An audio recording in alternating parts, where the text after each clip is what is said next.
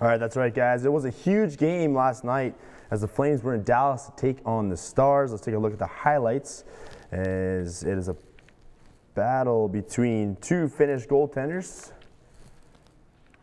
Seem to be having difficulties here. There it is. Two Finnish goaltenders, Mika Kiprusoff in net for the Flames, Kari Lehtonen in net for the Stars.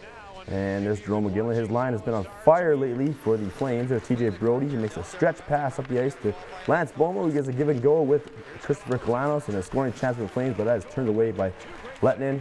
And then just seconds later, it's Jake Dowell behind the net for the Stars. He'll feed it in front to a wide open Adam Burrish. He makes no mistake for his 6th goal of the season. He makes it past Kiprusoff. It's 1-0 Stars. And then it's a scoring chance for the Stars. Daly takes a shot, and then Eric's on the rebound, but it's blocked by Scott Hannon as he makes a diving save for the Flames. And then in the last minute of play in the first period, a give and go between Tanguay and Iginla puts it in for his 23rd goal of the season. It's 1-1 after 1. Camilleri down the far side of the boards. He takes a big hit from Mark Fistrick. He breaks his stick on the play, and the Flames continue with the puck. And now here come the Stars. Jake Dowell and Adam Burrish line making noise again, and Jake Dowell crashes the net. Kiprusoff down, and a little scrum in front, but nothing has come of it. And then a scary moment now as Jamie Benn goes into the boards with Mark Giordano, and you can see as Mark Giordano's skate cuts Jamie Benn right above the left knee, and Jamie Benn would leave the game and not return. A very scary moment for the Stars, as that is their scoring leader. As you can see there, he can't even put weight on his foot. A very scary moment for Stars fans. And here we go, there's a fight between Tim Jackman and Mark Fistrick. As you can see, clearly Jackman is upset about the hit earlier on Mike Camilleri by Fistrick. More of a wrestling match as Fistrick is in tight on Jackman. Jackman cannot get very many punches off. And they finally start getting some more punches to the head. But it's coming down, and there come the linesmen to break it up. Now the Flames on a power play. Jarome Iginla across to Tanguay. He rips a shot off the post. Giordano misses the open net, and the Flames cannot get the game-ahead goal. Now the Stars on a power play. Ribeiro to Steve Ott, and he puts it in over a screen. Kiprusoff, 2-1 Stars after 2. Third period, Flames caught on a bad change. Louis Eriksson, but he's stopped by Kiprusoff. Now the Flames on a power play. Jokinen off the post, and nothing comes of avail. And then Iginla in a big, huge scrum in front of the net. Tanguay in there. Camilleri and Jokinen try to put it in the net, but they couldn't get a goal. It's still 2-1 Stars. 5 minutes left, just as the power play expires. Trey Womershuk climbs on a loose puck, and Camilleri puts it in for the tying goal. And the Flames would take this one to overtime. And now in overtime, a goal of the year candidate by Stars forward Mike Ribeiro. As a miscommunication on the Flames defense cost them the game. Kiprusoff clearly upset. And the final score is 3-2 Stars in overtime. There you go. There's goal scorers Iginla and Camilleri for the Flames. And Camilleri gets his 13th goal of the season, and Iginla with 23. Let's take a look at our standings after last night's game.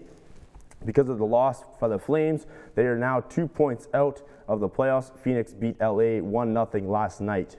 And now, the Calgary Sport and Social Club is an organization that encourages people to get active by setting up recreational activities across the city.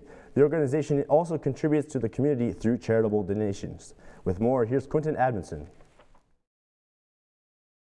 I can tell you that you can, in fact, not wear a coat this weekend. Good times ahead here in Calgary. Currently sitting at 15 degrees in the city. Absolutely beautiful. A little bit of clouds, but absolutely no wind, so it's absolutely beautiful out there today. Let's take a look across Alberta, and it is nice across the board in the province, as you see, up even all the way up in high level, and Fort McMurray sitting above 0 at 9 and 6 respectively. Grande Prairie sitting at 5 and partly cloudy.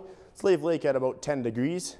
And Edmonton sitting at 12 degrees, and in the mountains, Banff and Jasper, 8 and 5 degrees. Down in Lethbridge and Medicine Hat, absolutely beautiful, pure sunshine, 18 degrees in both, and Drumheller sitting at 13. Let's look across Canada. So on the west coast with Vancouver, partly cloudy. They're seeing a little bit of rain today, and it's +7. You look up in the territories, -2 and -11 in Yellowknife. A little bit of snow in Yellowknife, but still very respectable for this time of year. Edmonton, 12 degrees with sunshine. In Saskatchewan, they're sitting a little bit lower temperatures. 1 degree in Regina and 4 degrees in Saskatoon. In Winnipeg, -7. Now we'll look across into Ontario, and Toronto sitting at freezing, 0 degrees. Ottawa, -1. Montreal, -2. Quebec City, -2. Halifax, +2. St. John's, all the way in the East Coast, sitting at +10, and it's cloudy in St. John's today. Take a look at our systems map, And in the west coast, you see a little bit of rain on the coast, as I mentioned, in Vancouver. Jet stream pushing all these cold temperatures that we had last week that you saw into lower Ontario, where you saw Toronto and Montreal sitting at freezing temperatures. And in the east coast, it's a little bit of rain. Here's a 3-day forecast for you. Saturday, like I said, the warm weather is going to stick around. Saturday, a high of +8, a low of 0. And Sunday, +9, a low of -4. And Monday, sunshine, a high of +6, a low of -4. Alex, back to you. Eric Galbraith is a third-year Mount Royal Cougars men's hockey forward. This is the first year he is playing alongside his brother on the team. Eric says while they don't have any competitions now, they had a ton growing up. When we were growing up more, we'd always be out in the pond. We kind of lived on a farm, so we always had a rink close by to go compete against each other. We usually compete against each other in any sport, really. So. Mitch Galbraith is a first-year player on the Mount Royal Cougars and is enjoying his time playing with his brother. Mitch spoke about what it's like having his older brother on the same team. It's really nice because you kind of get to follow in his footsteps and start fresh, and if you ever need help, he's always there. Mitch talks about being a student athlete and what he finds the most challenging during the hockey season. Manage your time, absolutely, because especially the first year, you don't know whether to manage, do your homework before you go away or like back when you get home on Sunday, but usually Sundays you're so tired. And being that this is the Cougars' last season in the ACAC, Eric talks about what he is looking forward to most next season in CIS competition. I look forward to the better competition. There's better teams, better like scouting, more travel, which is bad, but I think we'll fly more than bus, so that's always good. The Mount Royal Cougars men's hockey team has had plenty of success this season. Look to close out their time in the ACAC conference very strong. Some of the thanks can be directed at the Galbraith brothers, especially older brother Eric, who's having a very strong third season. Will Nault, MRU TV News. Colonel MacLeod Middle School is located just off 16th Avenue in the northeast part of the city of Calgary. Principal Carol Hall says that cyberbullying is a way for the bully to hide behind the screen.